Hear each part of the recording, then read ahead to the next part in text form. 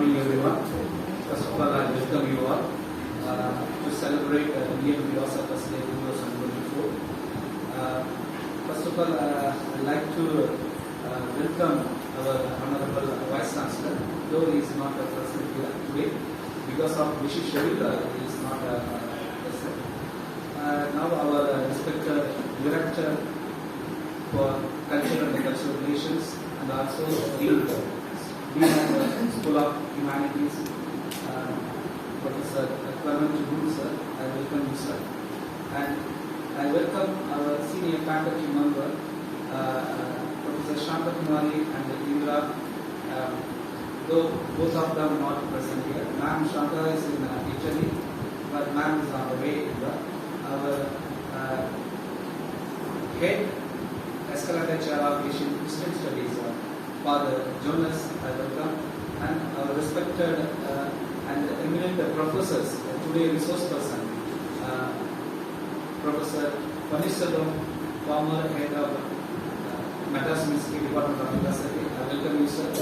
And I welcome Professor Srikala Maya ma'am from Sri Shankaracharya University, Kaladi, Kerala. I welcome you, ma'am. And Professor Velmurugan, former visiting professor, School of Social Science, Department, Center for Philosophy Studies, Jawaharlal University. I welcome you, sir.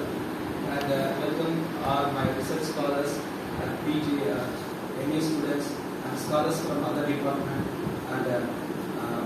And I welcome you one and all. You know that today we are gathered to celebrate Indian Philosophers Day.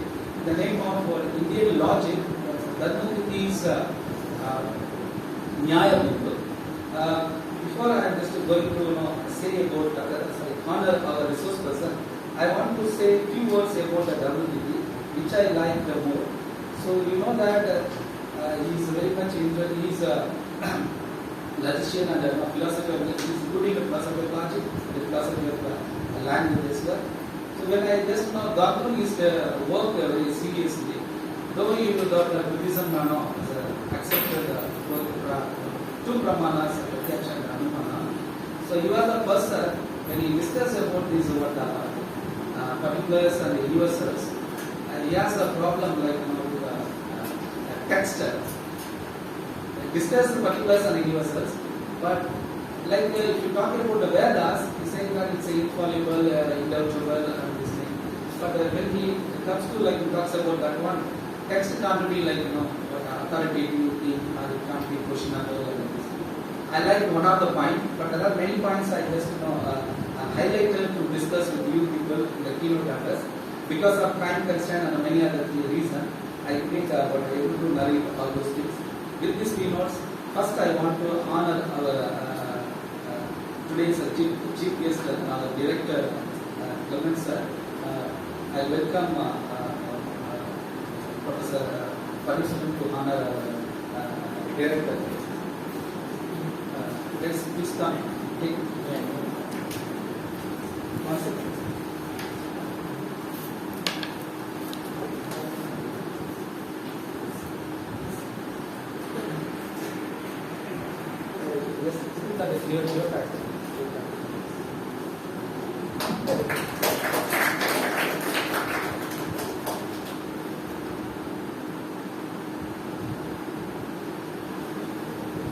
Thank you, sir. I welcome our Professor Panneerselvam sir to chat. Please, sir, please come.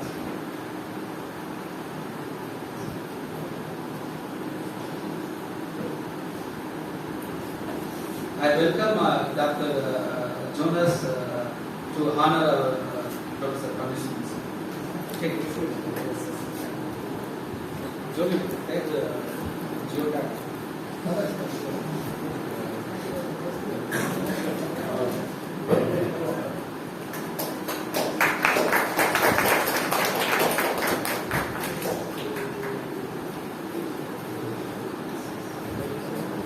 Thank you for that. Now I welcome Ma'am Srikala ma'am to the stage. Please take chair.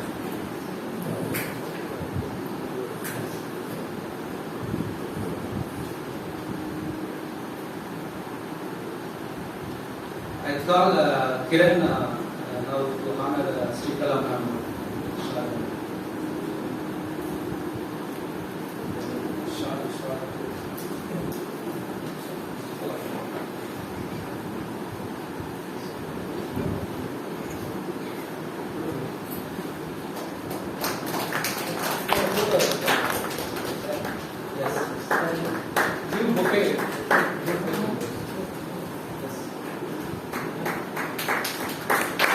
Thank you, sir. Now I welcome our Professor Velmurugan, sir. Please take.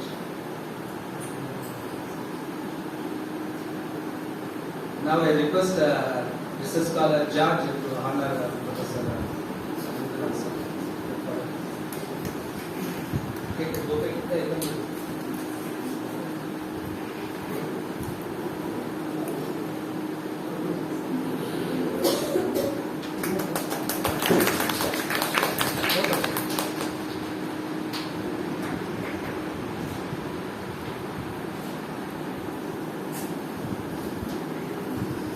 Thank you, Judge.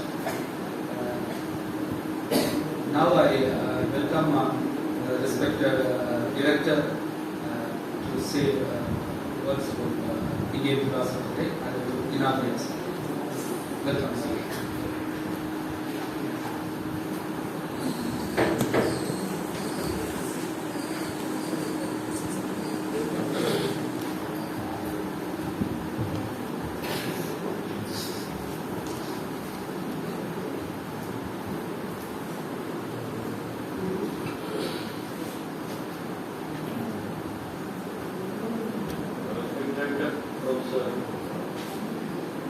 Dharmakirti, Vice Chancellor in his absence, Dr. Velmurugan, Head of the Department of Philosophy, and all the scholars of philosophy and resource persons who are seated here on the stage, Professor Panneerselvam, Professor Dept, Professor Velmurugan, scholars from the philosophy department and other departments, students of our own department, and also the invited guests, students. I am very happy to be here again. Just 2 days earlier, we had an important celebration, and now we are going to have another one in quick succession. It never happened in the history of Pondicherry University. Program after program in the same department, and only the weekend has prevented us from meeting. That's all. And if it goes at this rate, I wonder, after some time, Vice Chancellor and myself will come to the Department of Philosophy first, inaugurate certain things, and then only we can go and assume our office. So I thank the head of the department and its very enterprising team who are working meticulously to arrange for these type of functions, workshops and seminars so frequently.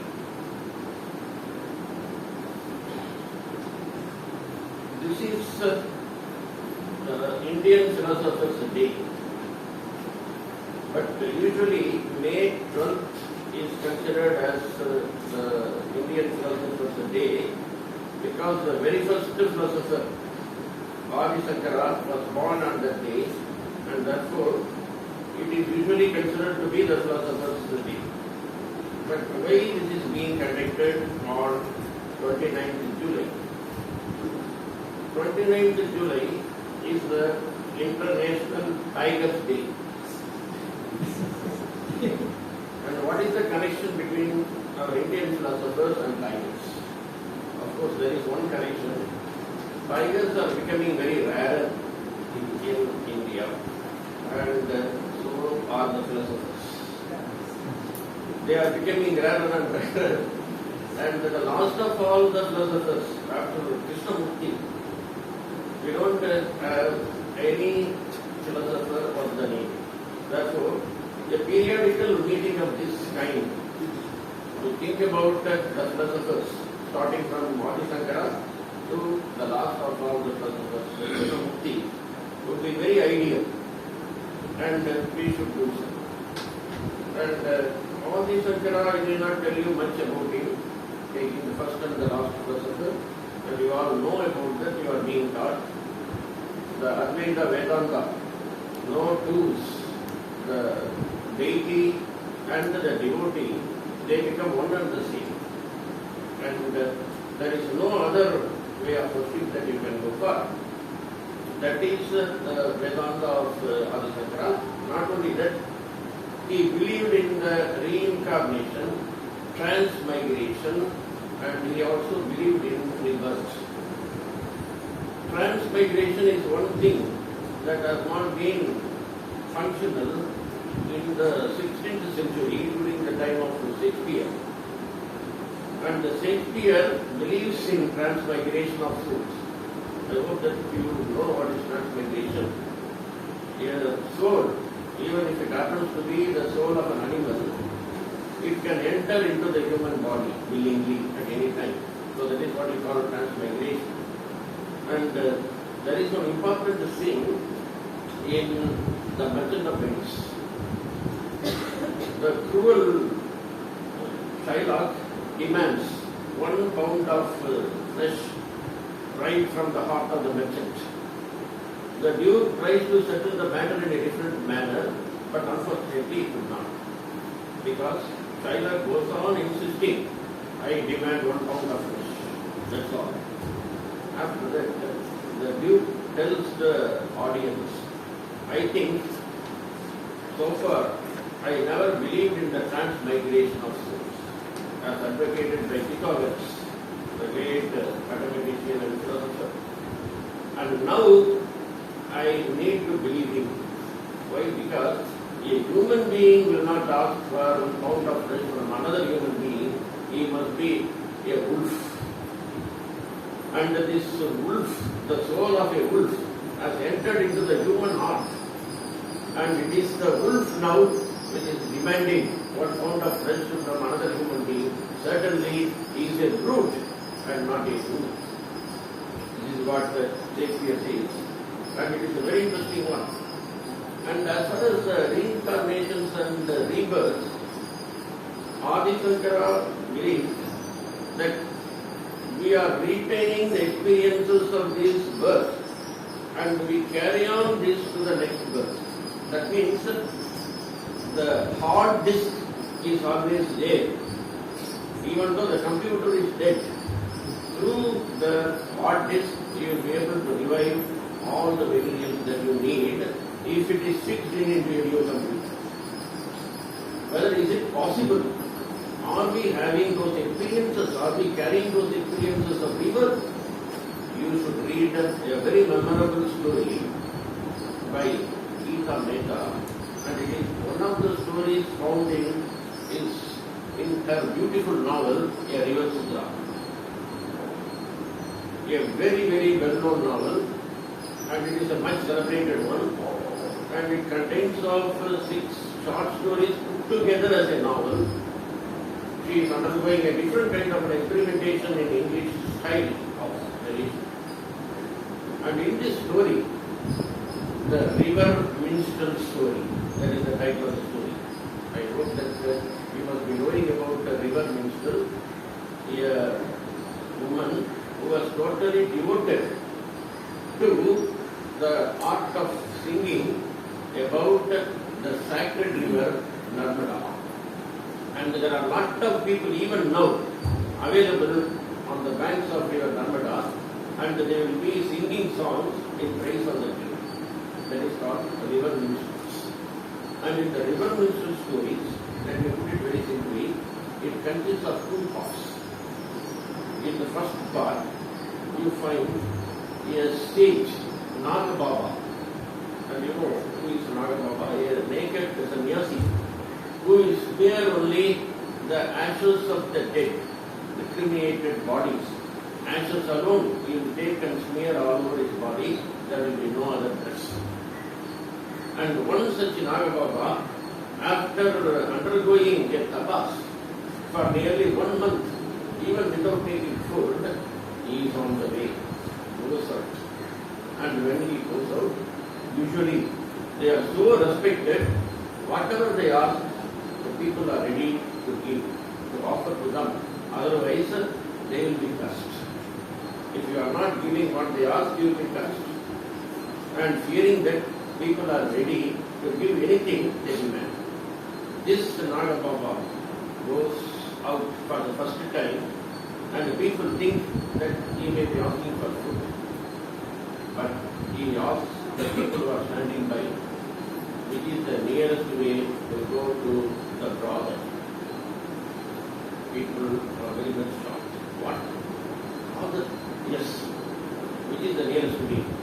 Then they show that this is the brother house. When he goes there, the woman who is in charge of this brothel was very much shocked. Naga Baba coming to the brother house. What is this? And as the clients usually demand, there will be a parade of the girls. And whoever the client asks, she will be bestowed. She will be given to that person. Now Naga Baba also asking for the same thing, and all the girls who are there, they are also assembled. And among the girls, there is one tiny, small girl, 7-year-old girl, and she is very much confused, and she is hiding behind the saree of another woman, who happens to be a prostitute, no doubt. And Naga Baba just looks at them and selects this small girl. Again, this is something very surprising, because that the brotherhouse manager cannot go and argue with the Naga Baba. That is not at all possible. Immediately the offer comes, yes, Naga Baba, you can take her. And the Naga Baba takes her to River Dharmakirti, where her head is smeared into the river. And for a long time, the head is immersed under the water. And when the head is immersed under the water, there will be such she will not be able to breathe. She struggles. And when she feels that she is going to die, Naga Baba lifts the head and says, as far as this world is concerned, today is your death. You are dead. Now I am giving you a new life to you. Hereafterwards, you will be called as Oma, and you are going to be my disciple. And now the relation starts between the teacher and the God. Naga Baba teaches her so many things, starting from Adi-Sankara's slogans and all sorts of Vedanta, philosophy and whatnot. She quickly learns. This is the first part of the story. Ends here. And everybody knows the relationship between Uma and the Naga. Okay, now we are going to the second part of the story. What is happening in the second part of the story? There is a rest house, the only rest house in the vicinity, and in the rest house there is a big commotion. Why? Because he is a very great professor. And he is not only a professor, he is an engineer, well versed in the sacred history of the river Dharmakirti. He has come with 2 research scholars. For what purpose? To study more and more about the river Dharmakirti. What he has read is not enough. He has already published 120 articles. He has come with the 2 PhD scholars. And when he comes there, all the people go and ask, sir, already you have published books, articles. Why you are coming again? There are lots of things to be done. What I know about the river is only a very small one. And I want to learn more and more about this river. Can anybody give me that kind of information? I would welcome him or her. Immediately, the manager of this restaurant goes and gives a river ministry. Because I already told you that they are well versed in river Dharmakirti, they can sing songs and songs about the river. A beautiful girl, clad in white. She comes and goes on singing about the river. When she came to this rest house, the manager must have invited her. That's a different story. But she is not showing any respect to anyone, but she starts singing one song after the other, and all the people are captivated by it. And all the people are enchanted by her musical voice. So, after singing several songs, she straight away comes to this scientist. The scientist's name is Professor Shankar, because he is the one who wanted to know more about the river. There only a great surprise is awaiting for all of us. When this girl comes to Professor Shankar, first of all people wonder how this girl, a river minstrel, comes to know this man who has come for research about the river. That's a different story. But when she comes to Professor Shankar, she immediately falls at the feet of Shankar, and Professor Shankar lifts her and asks her, "Are you well, Uma?" And the girl answers, "Yes, Nagababa." That is the truth. And how much of surprise, you can just imagine, would have gone into CLEMENT also. Those people are found there because they never expected. Even the manager goes and asks Nagababa, "Are you Nagababa? Then are you not this great scientist? I find in every newspaper, every magazine there is some reference about you, your photographs. Can you be that Nagababa?" "No, I can't believe it. You are a scientist. The naked Nagababa has no similarity at all with you, a great professor and a great scholar. But Nagababa, whether you take him to be Nagababa, it's interesting, but there is no evidence in the story. He never accepts that he is Nagababa, but only tells everyone that in this world, in this birth, we undergo so many other births also. Not one birth, but many births we are undergoing in this birth. There is no need for us to die and take another incarnation. No. And one may be Nagababa, and one may be the great scientist, as I am now. Maybe. But the conclusion is worse. You have to find out, think, because this comes under postmodern now. Therefore, you can't find an answer by yourself unless you think about it. The only thing is that I wanted to bring this story to you in order to make you understand that as Adi Shankara's philosophy is also the same thing. We are undergoing a lot of rebirths in this birth. There is no need for us to die. All the experiences that we had in the previous birth, we are carrying now with us. And that can be very easily, incorporated into another life or into another system. It's impossible. And as far as Krishnamurti is concerned, the last of all the philosophers, it is very simple. According to him, truth is the only thing, and the path to truth is pathless. You can't simply find a way to reach the truth because every one of us should realize it. Everything comes through realization only, because according to A. Krishnamurti, the word God is not God. Because I am a Christian, I must undergo several experiences with Jesus Christ or Mary, but I cannot impose that on you and say that this is what the reality is, because it is not that easy. You may be Hindu and you cannot teach me the doctrines of Shiva so easily and make me believe it. Everyone has to realize it. Otherwise it is wrong. And this next teaching is never scare away from reality, because that is the only thing that will take you to the ultimate goal. A lady who has been suffering for a long time after the loss of her child goes to J. Krishnamurti and asks only one thing, and now you can guess what he could have asked. How to overcome this emotion that I am undergoing now. How to overcome it?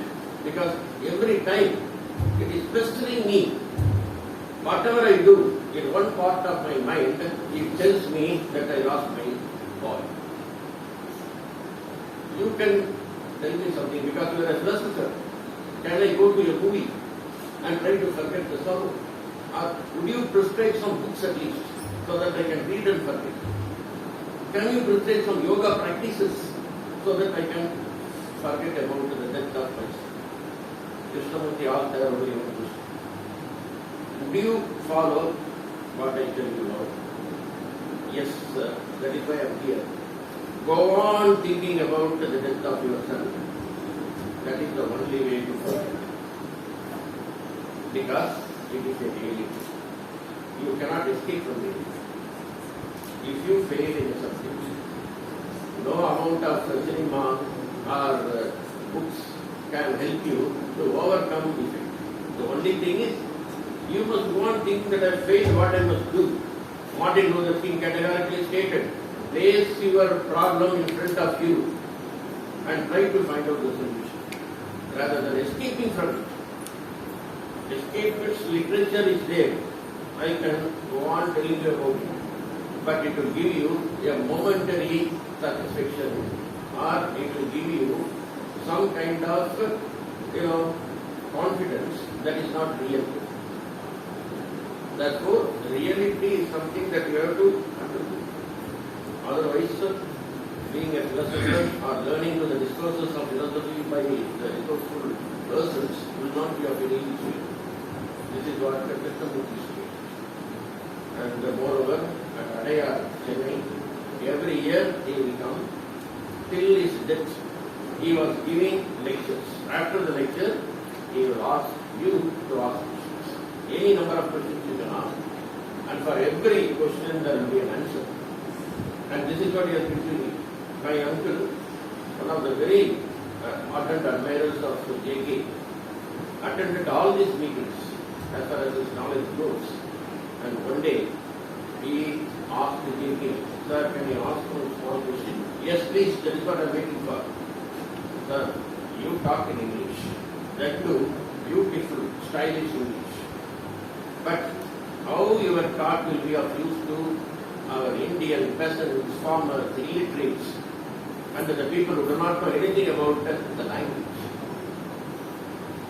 And if one of those peasants or farmers, if he happen to sit among the audience, how will you understand? J.K. thought for a while and said, he may feel it. It is not necessary that you must understand their language, but you must get the feeling. Philosophy is also such a subject where nobody can teach you that this is what philosophy is. It's the first level. They can tell you so many things about, as I was telling you about Adi Shankara, but the path to truth, as Krishnamurti said, is one thing that you have to find out for yourself. Here, no amount of philosophy or any kind of ism, ISM, will help you to find out the truth, and the truth will automatically come. It is just like a ball that you are immersing into a tank full of water. How long you can take it? The moment you take your hand, it will drop, it will reach the surface level. And these people are here, great scholars in philosophy. They will help you how to reach it. Because everything, every great person needs a guru at least for some time. You cannot become a guru yourself. Even Swami Vivekananda wanted a guru. Dharmakirti because for a long time he has been asking everyone, have you seen God? Have you seen God? Have you seen God? But nobody gave him the answer that he has seen God. How can you say that? I have seen. But Dharmakirti told him, when he came, have you seen God? Yes, I have seen. If you want, I can also show the same God. Then only he started having that pleasure. Therefore, my dear friends, already your mind has been loaded up with so many things. First of all, if you want to give ear to them, unload all those things. Just like a tap, when it is taken out, water will pour out.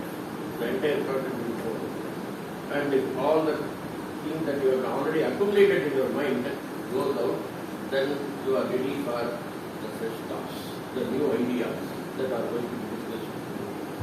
So I am very happy that you asked me to be here for this happy occasion, just 2 days after a very memorable meeting. And in the forthcoming days, I hope that we will be drenched with these kind of resources on and off. Thank you for this.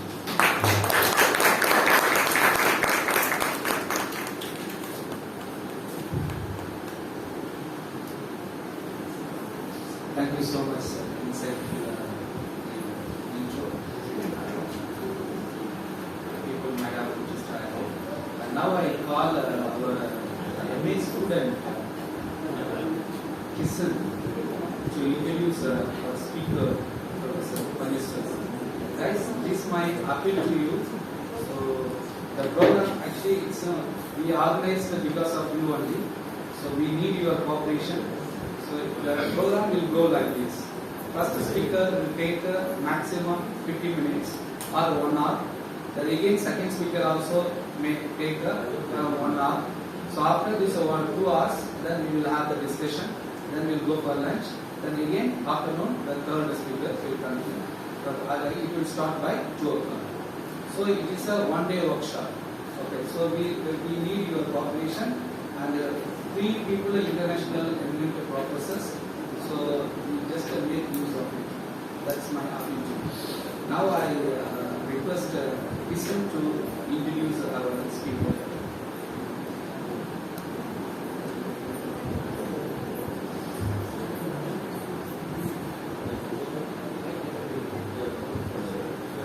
Ladies and gentlemen, it is my honor to introduce Professor Dr.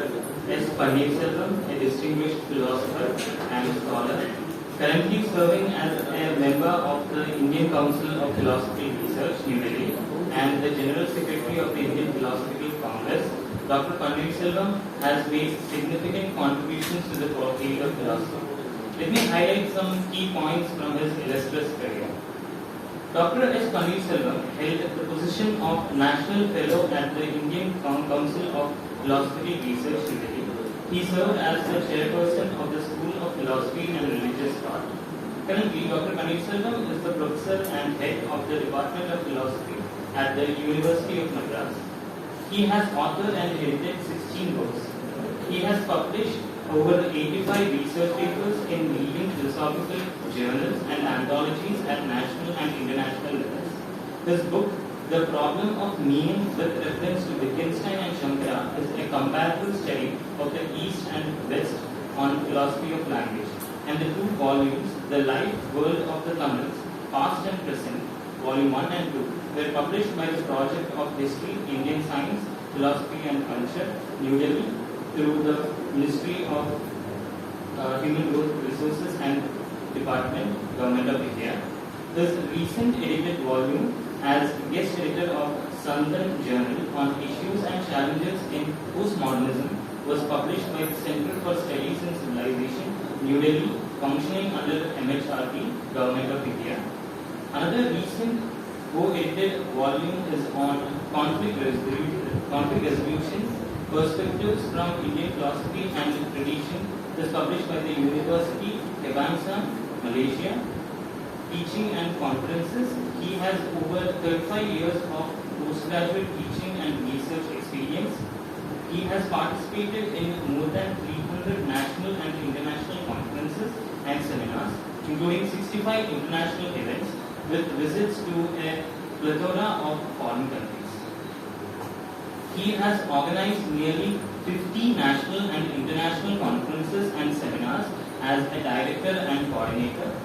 He held positions of former dean, editor of Journal Humanities section, and as the coordinator at the Center for Swami Vivekananda for Higher Research and Learning, all at the University of Madras. Guidance and mentorship. He has guided 19 students to MPhil degrees, 16 students to PhD degrees, and 1 student to a postdoctoral degrees. He is the associate editor of the Sudhya Journal, advisory committee member of the Satya Nilayam, Chennai Journal of Intercultural Philosophy. He is the regional coordinator of the Council in Research, Values and Philosophy, the Catholic University of America, Washington, D.C., USA. He is the member of the Board of Directors of the Asian Network for Comparative Studies on Mind, Chungnam University, South Korea, and the member of the editorial committee for the journal Biocosmology, Neo-Aristotelianism, Novgorod, State University, Russia. International recognition, he has been the visiting professor at the American University of Sovereign Nation, USA, and Kumamoto University, Japan. He was nominated as the visiting professor at Jawaharlal Nehru University, New Delhi. His areas of specialization include Indian philosophy tradition, Tamil philosophy tradition, intercultural philosophy, postmodern hermeneutics, contemporary continental philosophy. Please join me in welcoming Professor Dr. Panneerselvam to our seminar. Thank you.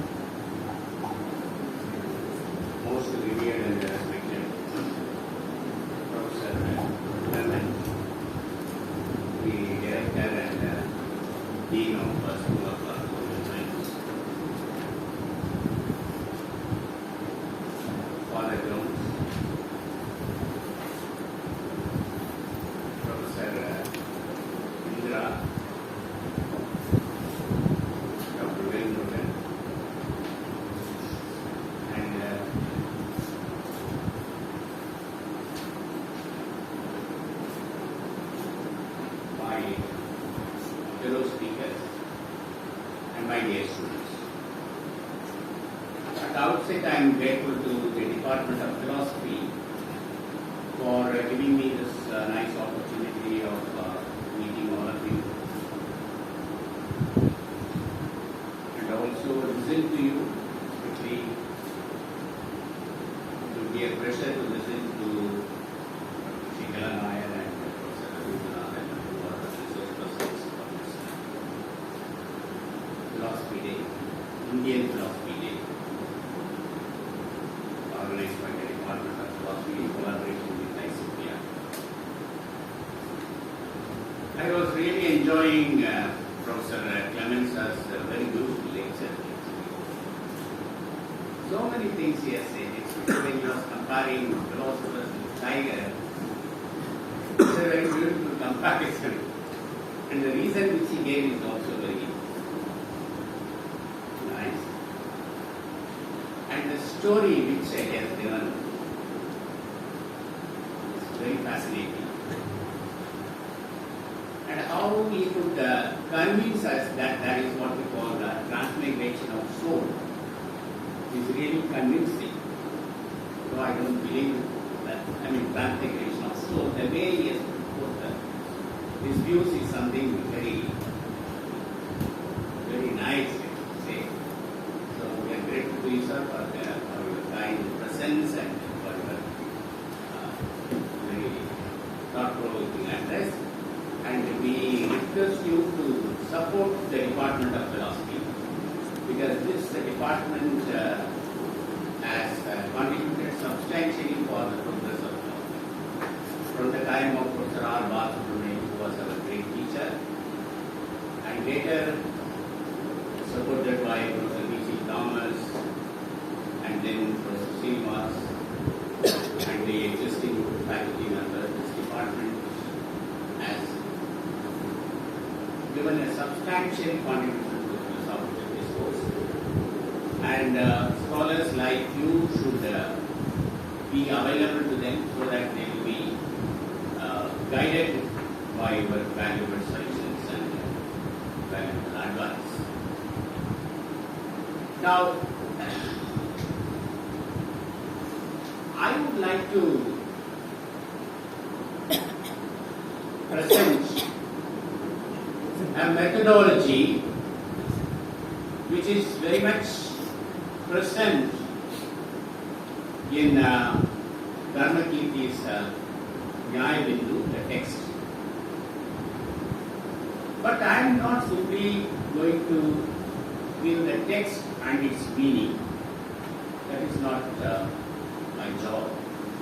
I would like to tell you that how it could be related to the modern context. This is very much essential. In fact, all of us know that a text has to be recontextualized. A text which was written few centuries ago, when we read the text at the present juncture, it has to be interpreted and reinterpreted. Because the context, the text has a context and the context changes. So it is very much essential for us to see how Dharmakirti's text, namely Nyaya Bindu, could be seen from the modern approach or to be seen from modern perspective. The modern perspective which I would like to discuss with you is phenomenology, one of the important movements of the 20th century. In fact, the 20th century was guided by Western tradition. We say that the 20th century philosophy in the West has been guided by three important turns in philosophy. The first one is the linguistic turn. You can say in Brazil and others. And another important turn is the phenomenological turn. Brentano, Husserl, Heidegger and many others. And the third important turn is the linguistic turn. Sorry, the third is hermeneutic turn. Heidegger, Gadamer, CLEMENT, Dept. So, these are the three important turns in philosophy that we teach. Remember, I said there is a need for us to contextualize the text. How is it possible? And what is the advantage? Why I should contextualize the text which was written few centuries ago? There are certain advantages. At least three advantages I can mention here. One is a new meaning is gained, or the new meaning is emerging from the text when you recontextualize it. And secondly, there is no one particular meaning that can be assigned to the text always. It is not something fixed because any text is open-ended. And thirdly, this way of approach would show that there is a link between tradition and modernity. A traditional text in the text, in the sense that a text which was written long time, that can be seen in the modern perspective. And we can see how the phenomenological elements could be seen in the text which was written long ago. So, this methodology I am going to follow. The methodology is, I have developed what is known as the Buddhist Phenomenology. In fact, many great teachers like J. Mohanty and others have talked about that. He and Mathilal also talked about that. So, Buddhist Phenomenology. And how with the Buddhist Phenomenology we can read the text of Dharmakirti. I would like to state here the quotation from Vinaga, the great Buddhist scholars, who says, Pratyaksham Kalpana Koda, which means perception is from conceptual construction. So this is my starting point. So there are, for the Buddhists, there are two ways of knowing. One is the perceptual process, which is nothing but a conceptual construction, and the second is inference or anumana, which which is invariably associated with ideal conception. That is correct. So all of us know that Buddhists have accepted two means of knowledge, two pramanas. One is pratyaksha and other is anumana. Why pratyaksha or perception is important?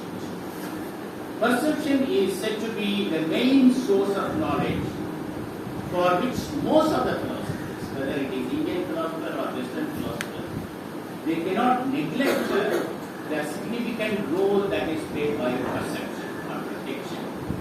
And Buddhism emphasizes the natural world for the sphere of perception, owing that the main factor of perception is confined in this world. Why perception is important? Because perception is directly connected to this empirical world. Empirical world cannot be denied. So we have to admit the fact that perception is one of the means of value. So in the natural world, Buddhism classifies, all of us know, Buddhism classifies being into living and lifeless things. And this bilateral relation which exists between these two is known through the process of perception. And also, Buddhism assures that the object can be known thoroughly if it proceeds in mind door, because only the mind can perform the cognitive function. And in fact, this methodology which is adopted by Dharmakirti and other Buddhist scholars is the best means of understanding the pramana, namely perception. Now, how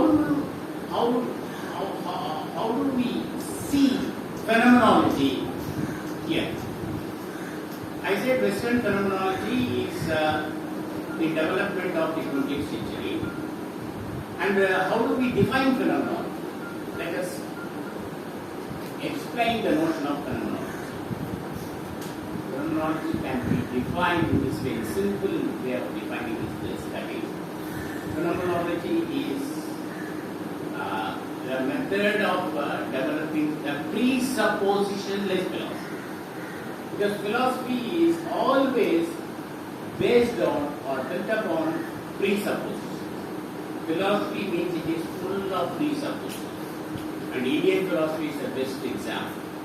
Whether you have moksha, or the doctrine of karma, or there is a life after death, or transmigration of soul, as Prof has pointed out. These are the basic or fundamental presuppositions on which the entire philosophical discourse on Indian philosophy is developed. So normally it is said that philosophy cannot escape from presuppositions. There cannot be any presuppositionless philosophy. But for the first time in the Western tradition, phenomenology of Brentano and Husserl, both of them give a new methodology. What is that? They were trying to develop the presuppositionless philosophy.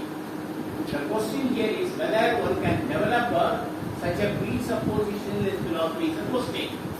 Because we have been taught that philosophy is always full of assumptions or presuppositions. And phenomenology, on the other hand, makes an attempt to give an account of which different things appear to consciousness. One of the salient features of phenomenology is that it is connected to consciousness. That is, the way by which we perceive something, the way in which you perceive something is connected to consciousness. So the main aim of phenomenology is to find an essence of cognition, thereby investigating the pure phenomena which is quite often explained in the phenomenological method. So the connection of, I'll show you the connection between this method and the phenomenological method. And let me explain how Husserl, who was the main architect of the phenomenological movement, has developed this method. Husserl argued that in the perceptual procedure, which is one of the main source of in perceptual procedure, consciousness is one of the essential factors. So consciousness seems to be the basic factors in perception. That is, without consciousness we cannot think of a perception, and vice versa. In fact, Roosevelt defines this in this way. The essence of, I quote him, the essence of consciousness in which I live as my own self is the so-called intentionality. Now this notion of intentionality is very important in the phenomenological discourse. Something is intended always. While developing this notion of intentionality and the notion of consciousness, Roosevelt is of the view that objects of the empirical world, there is always a conscious of something. When I perceive the object,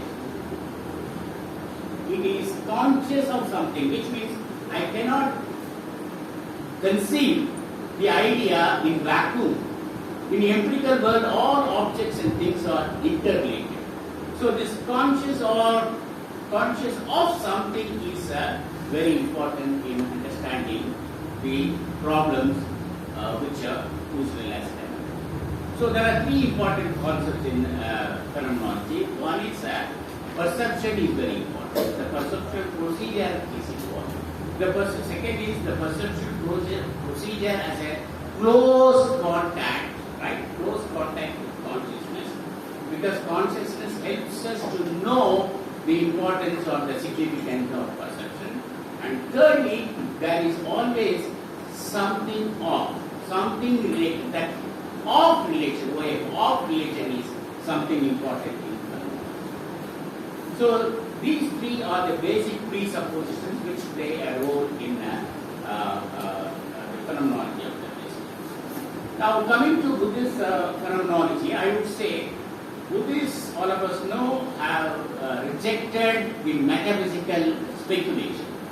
In fact, this is one of the very extraordinary attempts made by the Buddhists to reject all the metaphysical claims or the metaphysical speculation, because all of us know a system like the Advaita is based on the metaphysical speculation. But here is a system that is Buddhism, which completely neglects or rejects all metaphysical speculation. And second important factor in Buddhism is that it talks about the closeness of human experience, how human beings are related to experience. That is, I cannot transcend experience, I cannot reject the role of experience. And moreover, in all human experience, the individual plays a very important role in understanding things. And in phenomenology, in fact, we are grateful to Velmurugan for thinking about Buddhist texts, because most of the time in philosophy departments we work only on Advaita texts. But he has made an attempt to read the Buddhist texts. Quite often Buddhism is neglected. Buddhism and Jainism are neglected in philosophy departments. But he has given us a chance to read the text, Nyaya-Bindu. And moreover, we should also understand the fact that if you understand Nyaya-Bindu or Dharmakirti, then you would understand the entire pramanas of Indian philosophy. I come to that later. And phenomenology has got different dimensions. For example, we can talk about the realistic epistemology, realistic phenomenology. Then there is what is called transcendental epistemology, phenomenology. Then there is descriptive phenomenology, and then hermeneutic phenomenology. So, phenomenology could be seen from four perspectives, and all these four perspectives are available in Buddhist tradition. So, one can also define Buddhism by saying that it is a realistic phenomenology, and it is a transcendental phenomenology, it is a descriptive phenomenology, and also it is a hermeneutic phenomenology. We should understand that Buddhist way of understanding consciousness, I mean the states of consciousness, is very close to the transcendental phenomenology phenomenology of Husserl, because in Husserl phenomenology everything is directed to object. As I said, of relation is something very important. So everything is directed to an object, and here the notion of intentionality is playing a very important role. And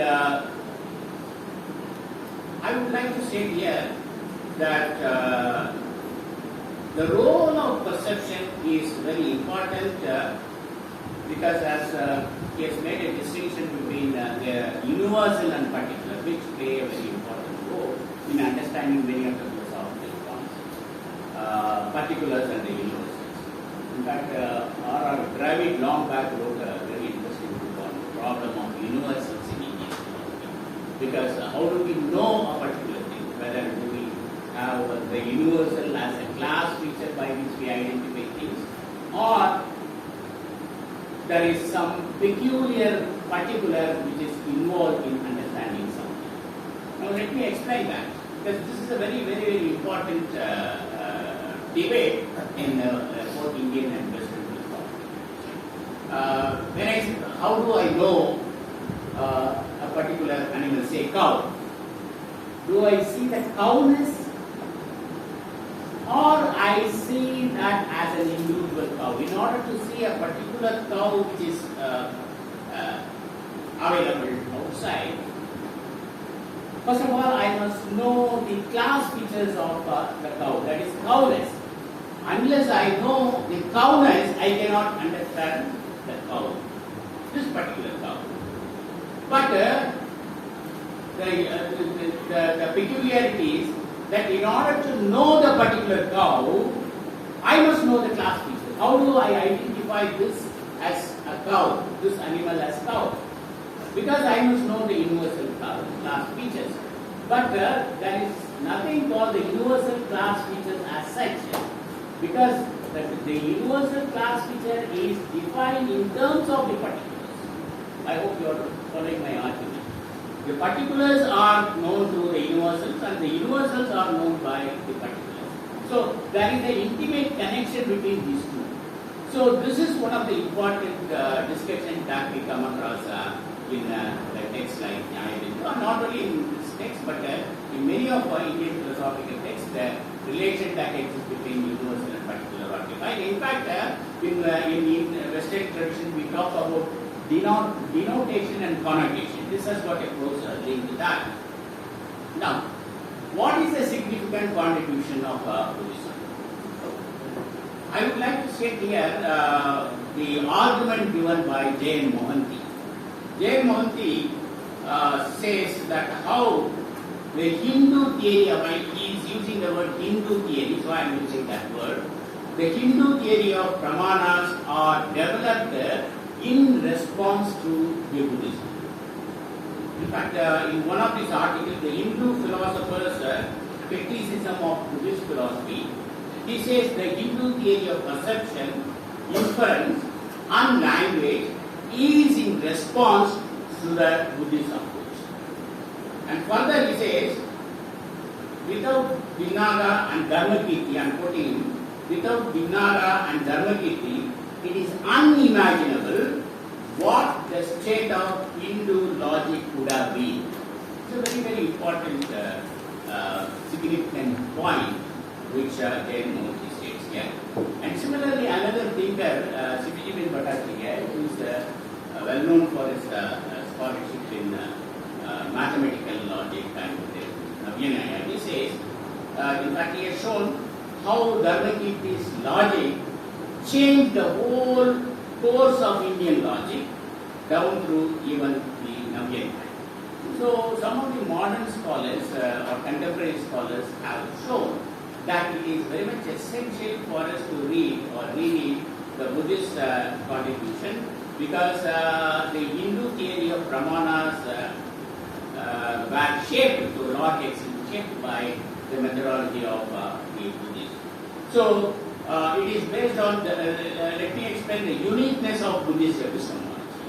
I got 4 points. One is, the Buddhist epistemology and logic presents an authentic perception, right, which is non non-linguistic, ineffable, and as for its object only the Svalakshana. Second is truth, that is Pramanya, is extrinsic to a cognition, whereas falsity is intrinsic, Parartha. Third is language distorts the nature of things. And fourth point is words do not have any referential meaning. This is another significant contribution or uniqueness of Buddhism. Because normally when talking about language, we say every word has got a reference, right? That's why we developed the referential theory of Buddhism.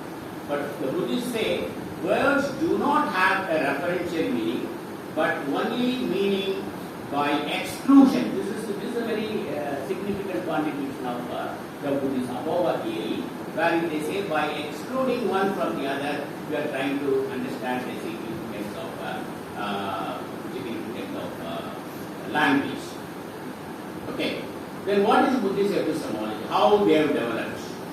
The contribution of Buddhist epistemology is based on the cognition of five sense consciousness, and it is very much essential for us to understand the significance of five sense consciousness and the mental consciousness.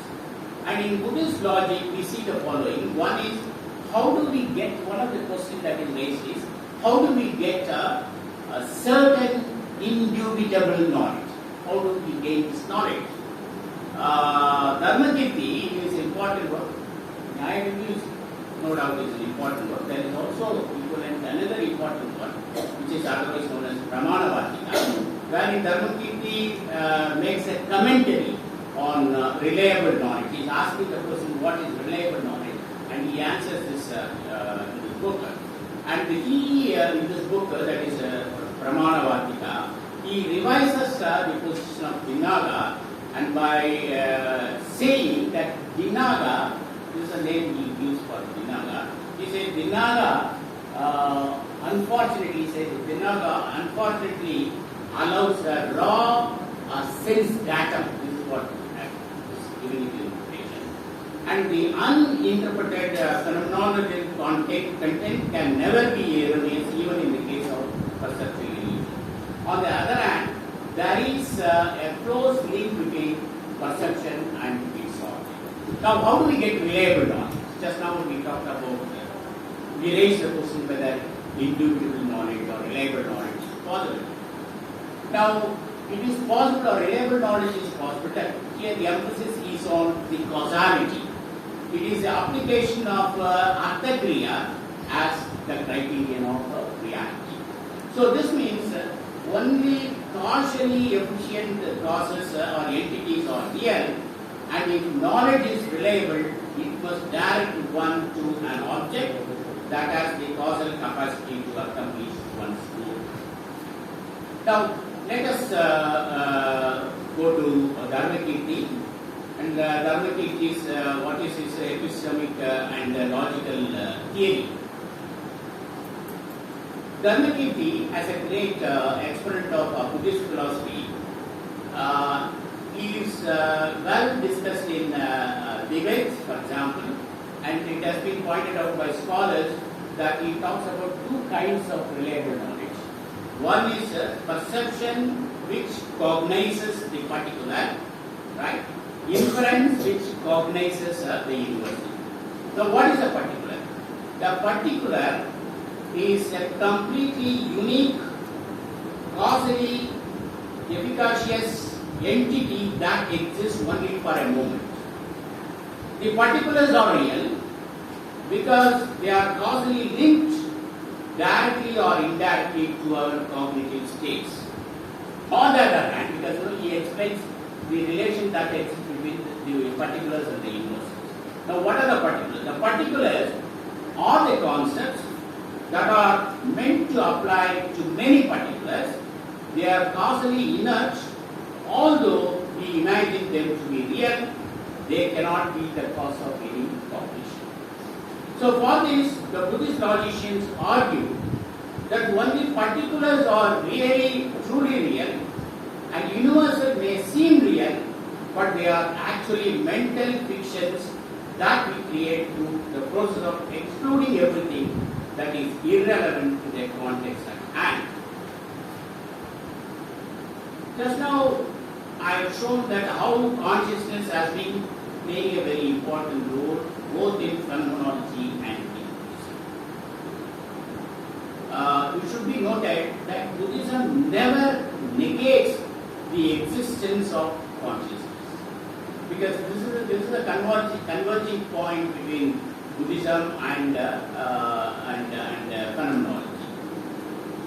Both accept the existence of consciousness. And for the Buddhists, consciousness is differentiated from the soul, since the former is an ever-changing, momentary and impermanent element. And consciousness, the Buddhists argue, consciousness continues like a stream and is thought to be somehow transmitted from one life to another. So consciousness is a key factor both in Buddhism as well as in phenomenology, and consciousness keeps the body alive and distinguishes it from inanimate objects.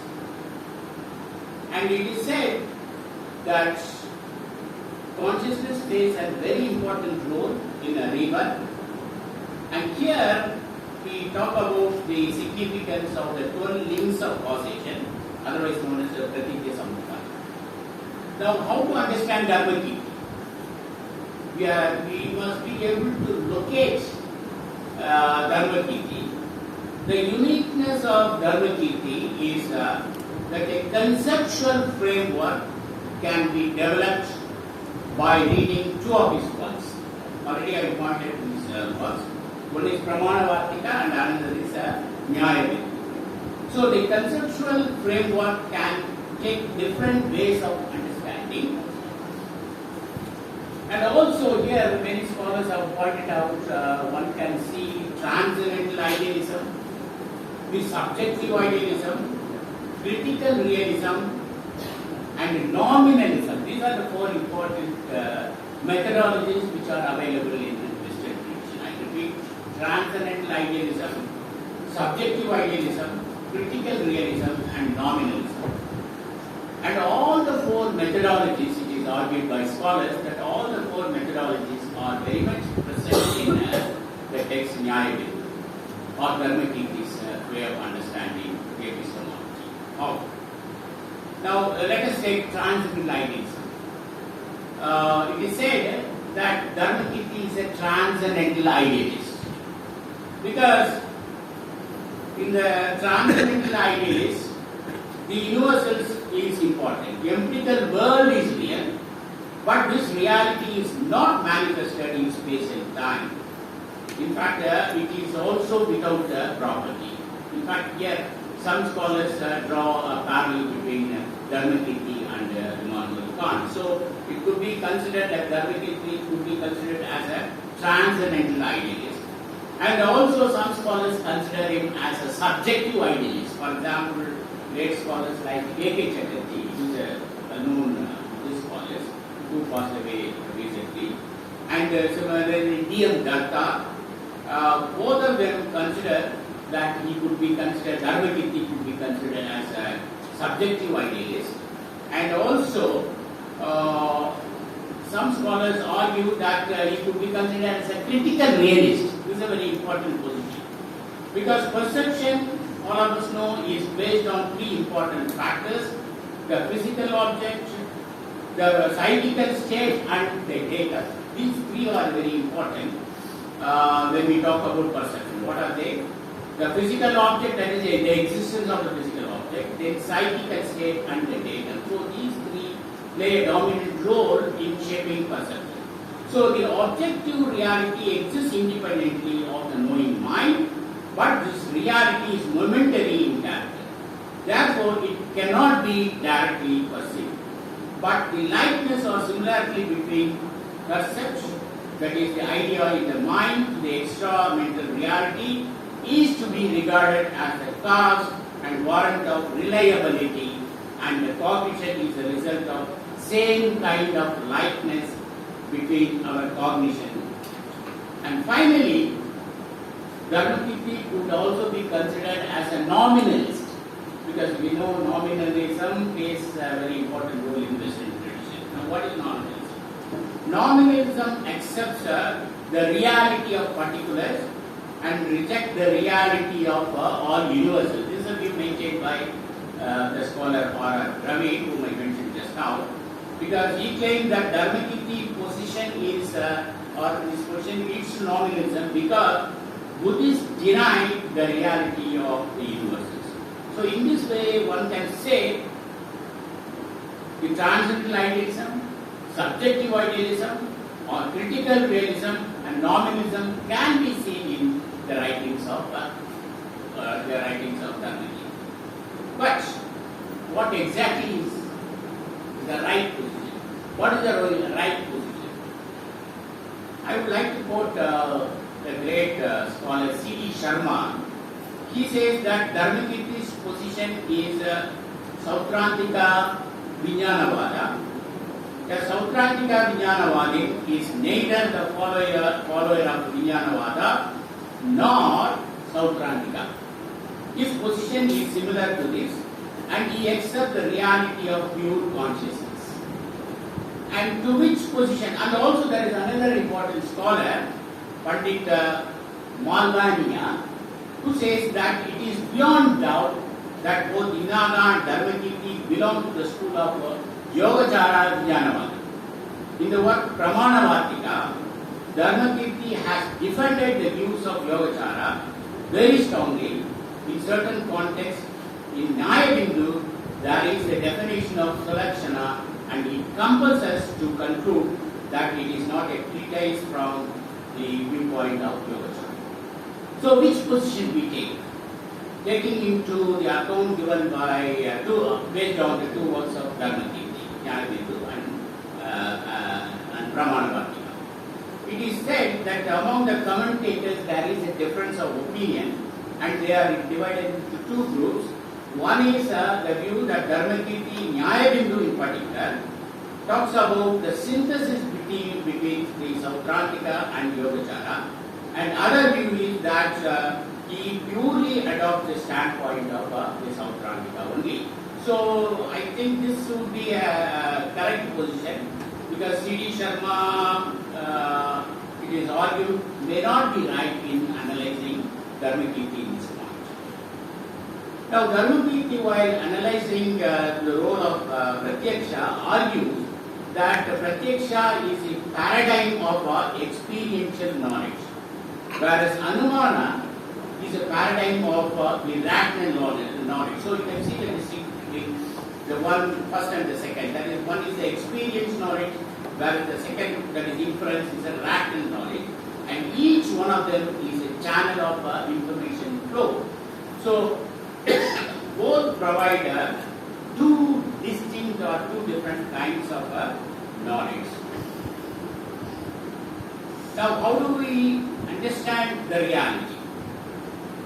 We understand the reality or the external world through the intentionality of perception. Here I would like to apply the methodology of Husserl by saying that intentionality as a concept has a close link with perception. That is, we cannot explain the process of perception without intentionality. So, Dharmakirti and another Kashmir commentator of Dharmakirti is Dharmotara. Both of them explain the significance of intentionality of perception, and it is said that both pramanas are reliable warrants. But there is a distinction. What is that?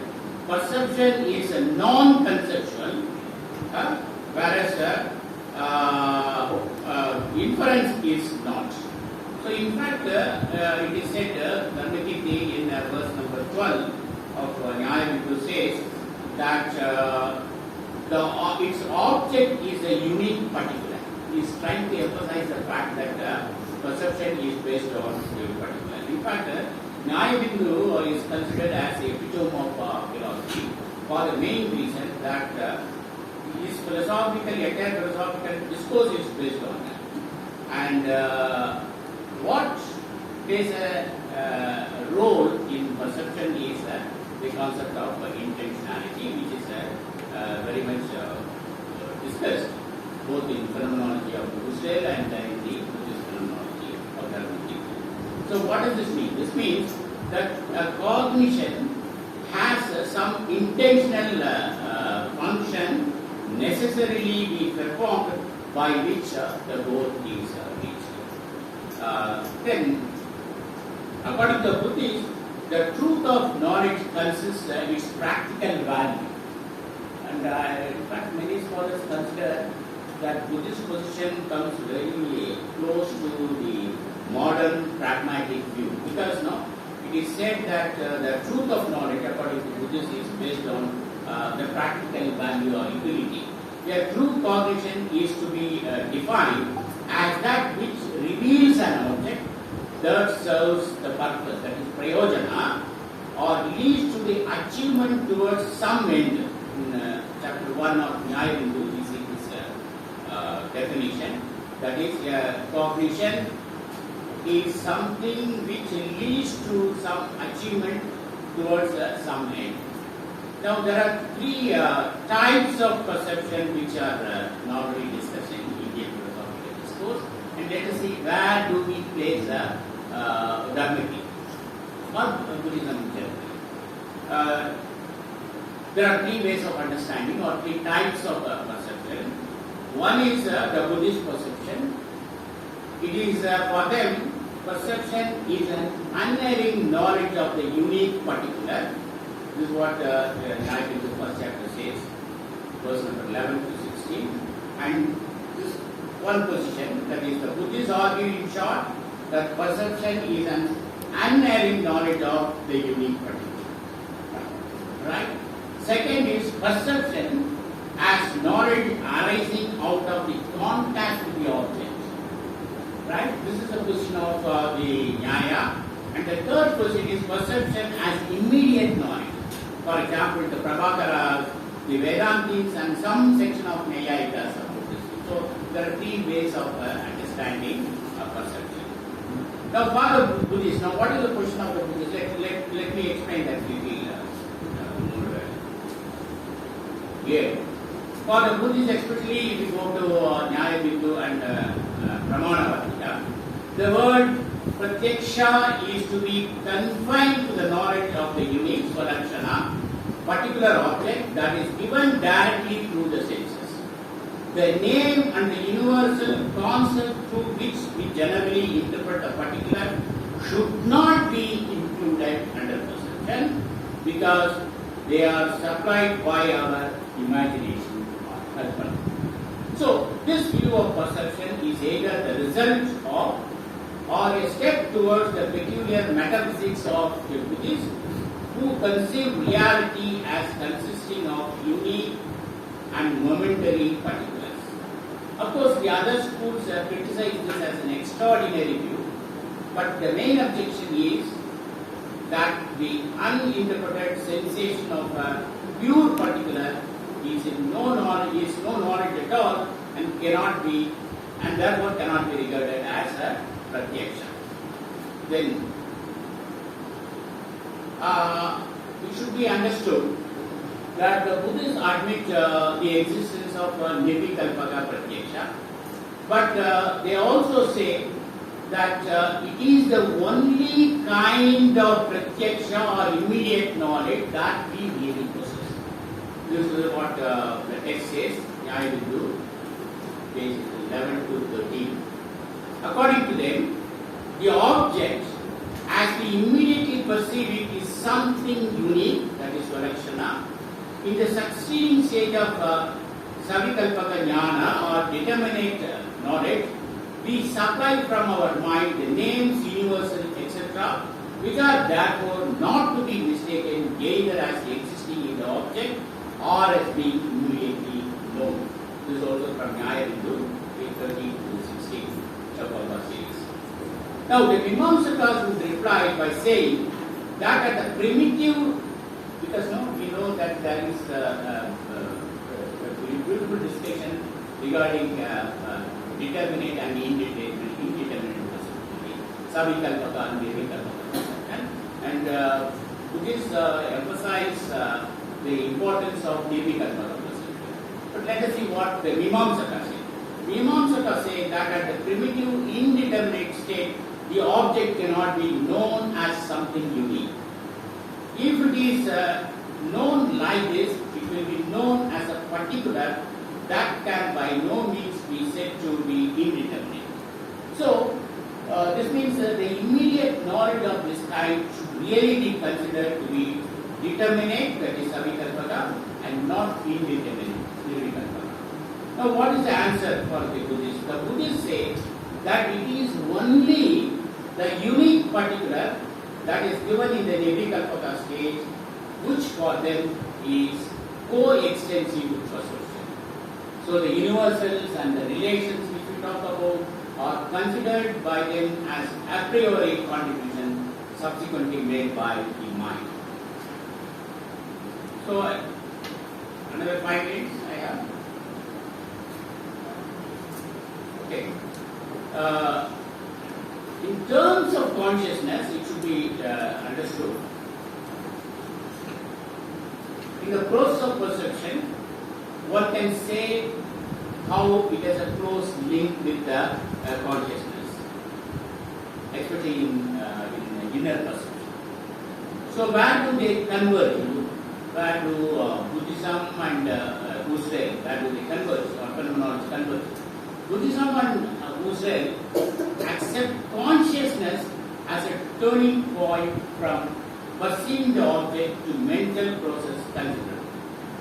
In fact, they would say, in view of the cognitive development, both stress on the consciousness, thereby investigating the means, thereby we can show the link that exists between consciousness and the perceptual process. Then another important point which I would like to put, this is my last point. There are two. We have been saying that there are two means of valid knowledge, or two pramanas. One is based on experience, that is perception, and another is connected to reason. First one is perception, and second one is inference. So, unless something is given,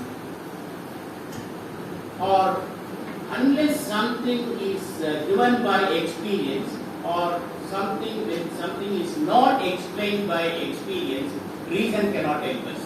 So you see how both are important. There is a close link between experience and reason, though there is a close link.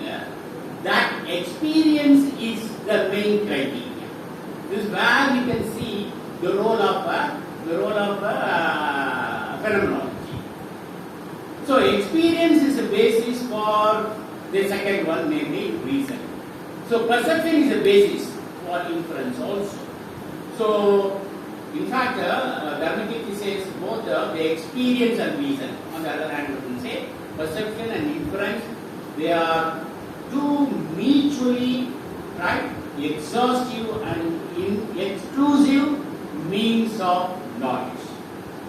And Dharmakirti says, though both are important, neither experience nor inference itself alone is knowledge, though each one of them is a channel of information flow. This is a very significant contribution made by Dharmakirti. So there are two, it is very clear that there are two distinct knowables. One is, this is what Dharmakirti says, he says, two principal kinds of knowables, and they are related with their respective pramana, through which alone they could be comprehended. So the two kinds of knowable or prameyas are, one is Swalakshana and another is Samanya Lakshana. Now this relation that exists between Swalakshana and Samanya Lakshana is related to Pratyaksha as well as Anumana. So they could be considered as two distinct kinds of entities. And my last point is, how do we explain this action? Dharmakirti says, he defines Svalakshana as follows. Svalakshana as knowable are those features of things which, in order for their being comprehended through pratyaksha, need not be shareable. Need not be shareable. I repeat, Swalakshanas, this is his own phrase. Swalakshanas as knowable are those features of things which, in order for their being comprehended through pratyaksha, need not be shareable. On the other hand, while explaining Samanilakshana, Dharmakirti says, they are the features of things which, in order for their being comprehended at all, to be shareable.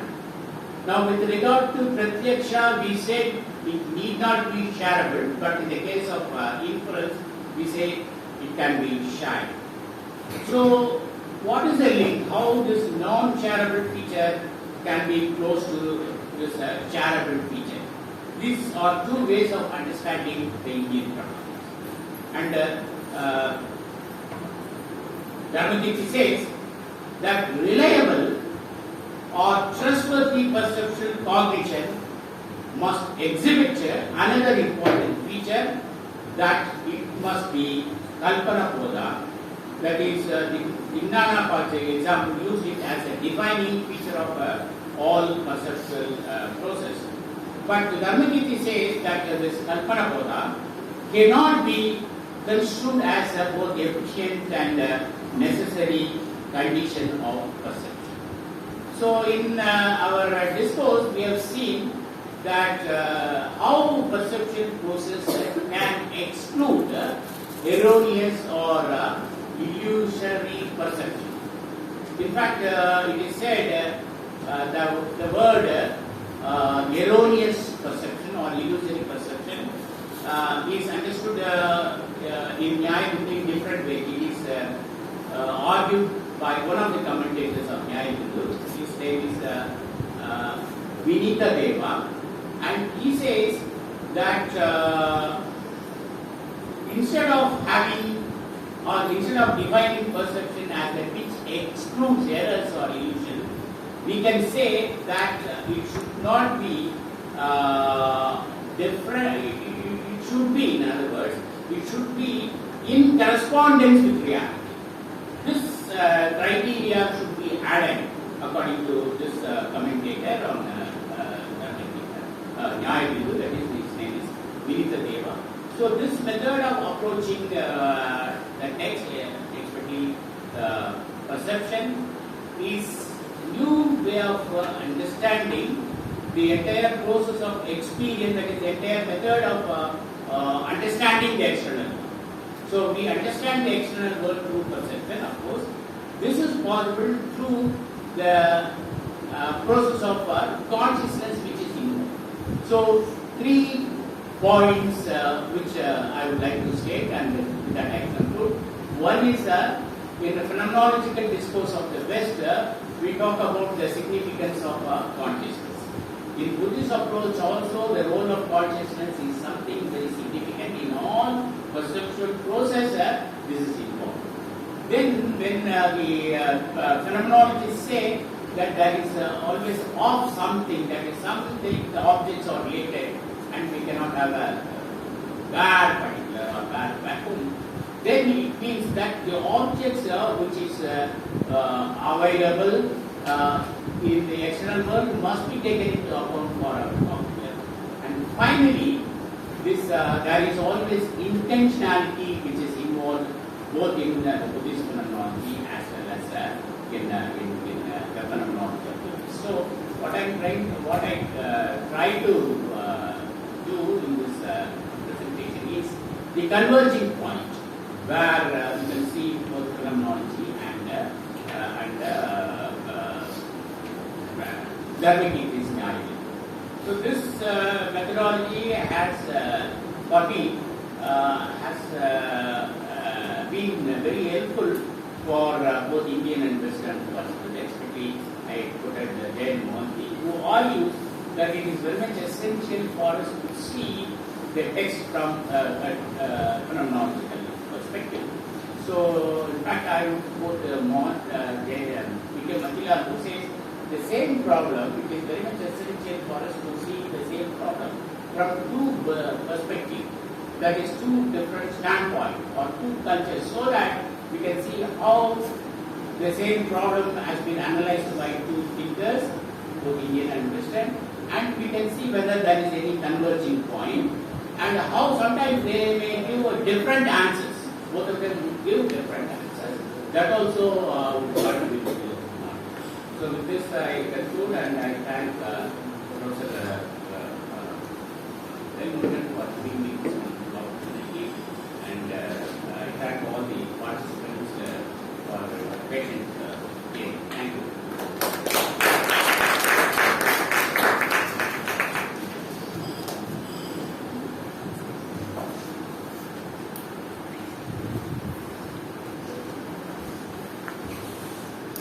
Thank you so much, sir, for thoughtful introduction and the comparative phenomenological approach of Western referring Jane Mohanty, Raju, Median, D.D.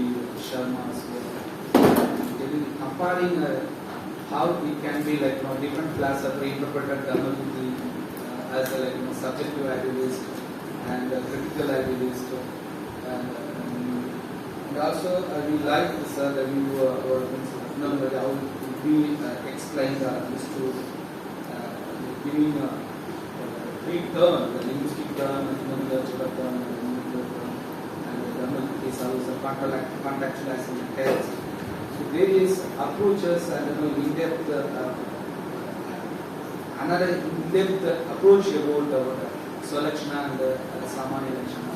And also the way you discuss the perception and the inference, the experiential knowledge as well as the reason as the inference. Many interesting points, and as well you added that the two kinds of perception knowledge and the three kinds of Indian philosophy, we discussed the three kinds of perception. So most of the points I think it is very helpful to the students. So they might also have a benefit. I hope many things they are better. It is very enlightening and thought-provoking lecture.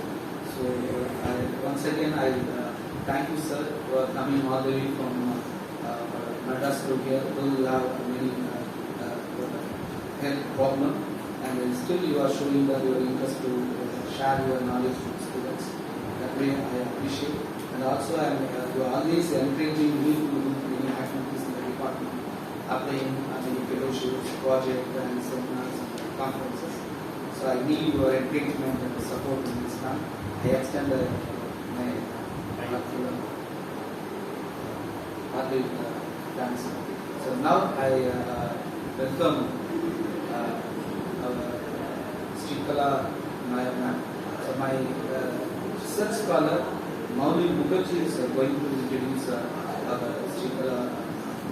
Before that, I will download the ma'am's PPT. Jody, please.